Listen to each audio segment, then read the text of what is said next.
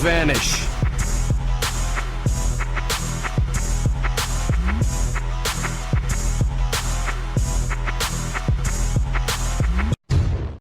Hey, what's happening to you guys? Extreme Pro Sonic here and welcome back to another video. Today we're going to be talking about Absolver. Now I've been wanting to talk about this game for the longest time. I just didn't know what exactly to talk about. There isn't really much information out there. There's a couple of new stuff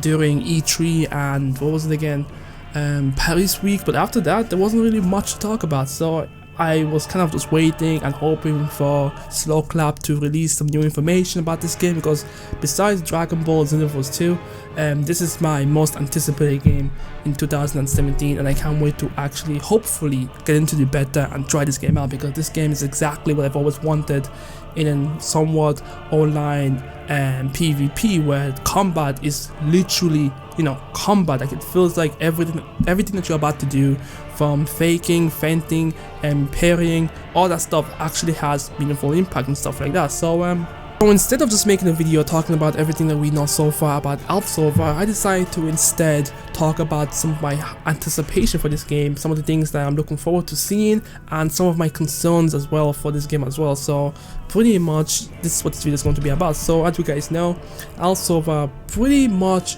focuses around real-time combat when it comes to the flow of attacks, dodges, feints, counters, and all aspects of fighting itself. And one of my biggest things that I'm looking forward to is the fact that when they said that you're going to be able to customize your fighting style from various fighting styles known in the world, I thought to myself, yo, that'd be pretty cool to do stuff like Jujutsu or Taekwondo or Kido or all those crazy stuff. But then I thought to myself, what if they actually took it a step further? Now, as you guys know, in the game and in the trailers and the gameplays that we've seen so far, there is a form of magic. So whether it be a magic ball or fireball or electric attacks, I don't know what the case may be, because we didn't see too much of the magical attacks, but we know there's going to be magic involved with your fighting style. This got me thinking, what if we got fighting styles like the ones that we see in Avatar: The Legend of Aang? Because if you didn't know, the fighting styles in the Avatar: The Legend of Aang were actually based on real martial arts. So it's not like, they've made up the movesets out of the blue just to make them fit with the elements that people would have in the show. No, like waterbenders were based on Tai Chi, firebenders were based on the Northern Shaolin monks, and pretty much earthbenders were based on Hunga. But you get the idea. What I'm saying is that these were based out of real martial art techniques. So we should be seeing those techniques in Absolver with the way they're going about recreating actual fighting styles from various martial arts schools and stuff like that. So pretty much that'd be pretty damn cool to see. So let's say you, for example, you master the ability to use fire-based attacks and you want to create yourself a fire bender in Absolver. The possibility of that would be pretty damn awesome, because that would be like, you just have to use the right cards to customize the character. Because if you guys don't know, the game is based on a combat deck, so you're pretty much gonna be using the combat deck to customize your characters and make them fight the way you actually want to fight. And another feature that I actually like about this game is that you learn new fighting techniques by actually fighting other people.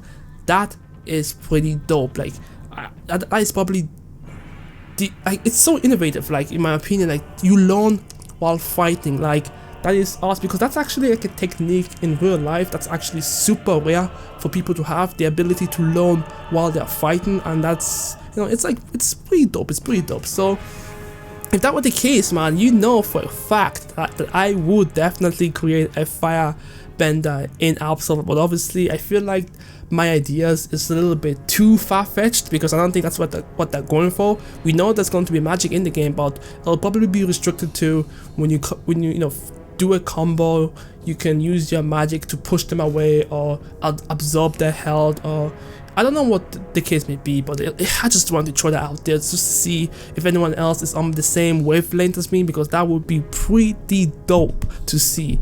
And we know as well, like, fighting styles will incorporate weapons as well, so people have swords, staff, nunchucks, I believe. What else? What else do we have? We have whips. I know whips can be used as weapons. Knuckle braces. There's so many weapons. I can't think of them right now. You know, there's dual wielding swords. There's katanas. There's another weapon. I'm trying to think of it. I can't remember the name, but it doesn't matter. Point is that a lot of weapons will be in the game. If there's any weapon that's ever been used in martial arts, most likely it'll be in the game. So that's one thing that I would love to see, the ability to incorporate magical attacks and physical attacks and make them flow fluidly with each other. Like, okay, before I better just move on before I mess up. Anyways, another thing that I'm actually I'm looking forward to seeing in this game is pretty much the difference between Prospect and Absolver. Now, we know that our objective as prospects, because when you start out the game, you're probably going to end up, you will end up being a prospect, and your goal is to become an Absolver. But what happens when you actually achieve that goal? Like, when you become an Absolver, are you basically like some sort of omnipotent being that can't be touched anymore, or are you like someone who is now trying to prevent prospects from becoming Absolver? Or maybe are you someone who pretty much now guides the prospects to becoming Absolvers? Because the game is surrounded with mysteries. We don't know exactly what is the goal, what's the objective. We just know that you woke up and your goal is to become an Absolver. Now, the game is supposed to be a mixture of Journey and Dark Souls. Now, if you haven't played Journey, or you have no idea what Journey is this type of game where there is no dialogue in the game. It's just you traveling across the Sahara Desert, or a make-believe desert, and the world tells you the story and you experience it, in its purity, to say the least. And one of the perks, or one of the things that made Journey such a special game, is that you actually can end up encountering players during your journey. So basically, when the game was first released, no one knew that the game had multiplayer, and so when two people actually met each other, it was kind of like a magical experience, and people lost their shit and everyone was kind of hyped up about it. So they're trying to create that same sense of feeling of when you see someone, you're supposed to feel a certain type of way and stuff like that. But there's only one type of feeling that you're going to be feeling when you see someone, and that is anxiety, fear, and pretty much all excitement for seeing someone, basically. Because in Journey, when you see someone, it's like, oh hey, there's someone, let's travel together. But in Absolver, it's like, fuck, what am I going to do? Is it going to be an enemy, friend? So many questions are going to pop up, because it's the same thing as well with Dark Souls, because Dark Souls isn't the same as Journey, but there's something called invasion. So when someone invades you, he only has one objective on his mind, and that is to kill you. So it's taking those two type of concept and mixing them together, so to the point of when you see someone, you're on the fence, because you don't know if this person wants to fight you, wants to be your friend, just wants to move on and complete his own task. You don't know. And that actually brings me up to my concern as well, is that during one of their Twitch live streams, they talked about how they're going to be mixing NPCs and real players, so you won't be able to tell the difference between a real player and an NPC. And I actually don't like that idea, because I would kind of like to know if I'm fighting a real person or not, or if my encounters were actually met with real players, because they could actually compensate the player base with NPCs. So I know in one way it's actually pretty good, so you don't feel like the game is empty. But the other end, if you're fighting just NPCs, and because NPCs, they're limited to how much they can do based on their programs, but humans on the other hand, they're more organic. They will react to what is opposing them. So they can troll spam you, they can just run the fuck away from you for no pointless reason, and they can do crazy stuff that you just can't predict. But with an NPC, they only have one thing that they can do. When they see you, either they fight you, or they walk right past you like you're not even there. So, you know, it's there. Like, I don't know. I know there has to be NPCs for story reasons, but I feel like I would like to have some sort of indication that this person I'm about to fight is actually human. So I figured that when the community starts, you know, becoming more active, you know, on Reddit and stuff like that, what people end up doing is that when they see someone, they'll troll spin to confirm if the other person that sees them is a player or not. So and you know, the other person has to respond with a troll spin so to confirm that they're both actual players. You know, they'll have to do some stupid stuff just to be able to confirm if they're players or not. So hopefully, maybe the developers at Slowker might change their mind and maybe give us a tiny little indication. It doesn't have to be like huge as this is a player, just something small. Another thing actually that came to my mind as well as this whole, you know, not knowing who's a player, who's not a player, is that I want to know the names of the people who beat me, and I want to know the names of the people who I beat, because, you know, half the fun is remembering who you fought, you know, in a fight. That's basically the same with any fighting game, whether it be Dragon Ball Xenoverse, Naruto, Storm, Taken, Street Fighters.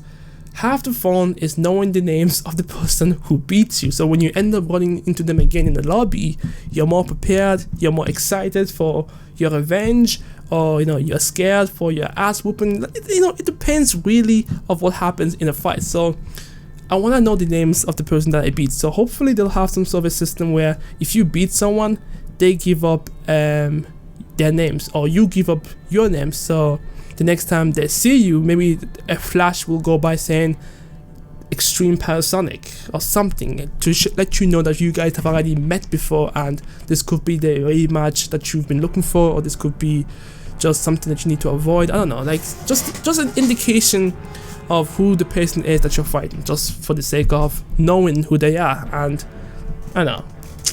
So besides that, the other topic I want to talk about is pretty much esports. Now, during their live streams, they mentioned that they're going to try and make this. Well, they didn't say that actually. Let me not put words in their mouth. What they said was that if the community takes the game seriously and make it esport, they will do what they can to support that community. So basically, if we, the community, decide to take the game seriously, organize tournaments and stuff like that, they will try and balance the game accordingly to make sure that everyone's is on even grounds.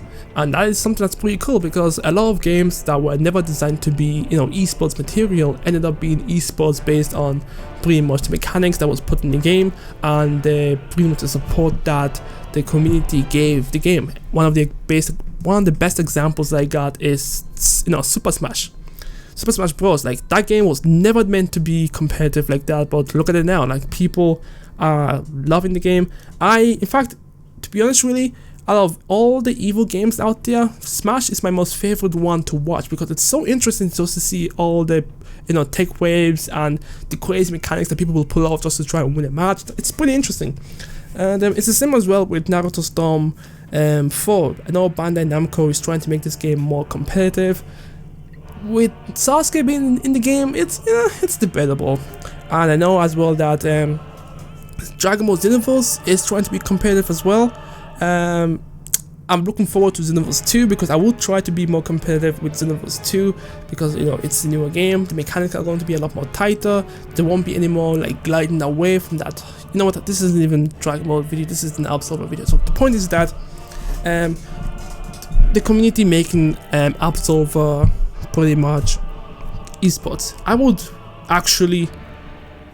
would like to see this game go esports, to be honest with you, because with the way they're doing this and the whole picking the 4 stances, customizing your own unique fighting style, I feel like no 2 characters will ever be the same, and it would add a whole level of, if I'm about to fight this person with my character, I have absolutely no idea what he's gonna pull off. I don't know what weapons he has, I don't know what techniques he can pull, I don't know, like, you don't know anything. And that's actually what a real fight is all about, because when you watch all of these tournaments based on, you know, real life and fictional, the best example I can give you is the world tournament in Dragon Ball, pretty much. Like, every opponent has no idea what the other guy is about to do, so they have to adapt during the fight. They have to compensate their weakness with their strengths. It's like, bruh, this is going to be epic, and I just can't wait. And what I'm kind of hoping that they'll try to balance out is the progression in level. Like, what I want is that when people reach max level, everyone's power and stats and everything is exactly the same, so that everyone is based, or valued, not valued, damn it, I can't think of the word, examined, well, I'm just gonna use examined for now, examined on their skills, literally. And I know, someone who ends up being an Absolver will probably be able to beat someone who is Prospect a lot more easier, because he has more experience and he probably has more magic abilities, and he probably has weapons for reach and stuff like that. So, oh yeah, they have to as well balance weapons, because I don't want someone picking up let's say for example a dragon sword that can absorb the souls of their enemies or something like that, and they can pretty much 1 KO every single person that they fight.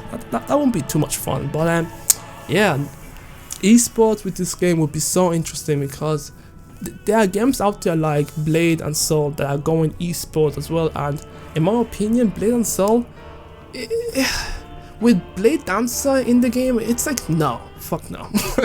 But with this game, I feel like there's a potential. Now, I don't want to hype this game too much, because we've learned from past experience that hyping games up is really bad, because if you create such a high expectation like I'm doing right now, pretty much you could get disappointed. But I don't know, I'm gonna give them the benefit of the doubt. I'm gonna be covering this game as the days go on, so if you're someone who wants to stay up to date with anything Absolver related, make sure to hit that subscribe button. And yeah, that's pretty much it, because I'm not just going to be doing discussions. I'm going to be doing discussions, and I'm going to be doing news updates for the game as the days come out. So yeah, pretty much I think that's all I want to talk about, really, because I don't want to make this video too long. I think I went a little bit overboard with the limit, because I'm pretty much going 17 minutes now. Damn. I'm not sure whether this game, oh yeah, this game is not free to play. I don't think it's free to play, because it's on Steam right now, so I'm assuming you have to buy the game to obviously get it. But yeah, I think that's it for me. Like, that's all I want to talk about. Like, I want to just give you guys my thoughts and opinion on this game. I'm actually looking forward to it. I'm super hyped for this game, and pretty much every day I will just go on their Twitter account and just see if they've pretty much updated their pretty much Twitter account. Yeah, the environments, actually, that's actually something I want to talk about. I just remember something now. The environments need to actually have a purpose, and they need to have a purpose, because like I said before, if you watch previous fighting scenarios, most of the fights, most of the fights pretty much end up with the fighters using their environments to their advantage. So I don't know, like, I know they're using inspirations for, like, a jungle with a mist covering them, ancient temple. They're using all this stuff. But anyways, I think that's it for me. Thanks so much for watching. I'm Machine Price Sonic. Make sure to subscribe if you're new, like this video, and I'll catch you guys next time. Peace. 6 players going against a giant ape, and the question that comes up is that, will the great ape be more difficult? Like, in Xenoverse 1, they weren't really that difficult.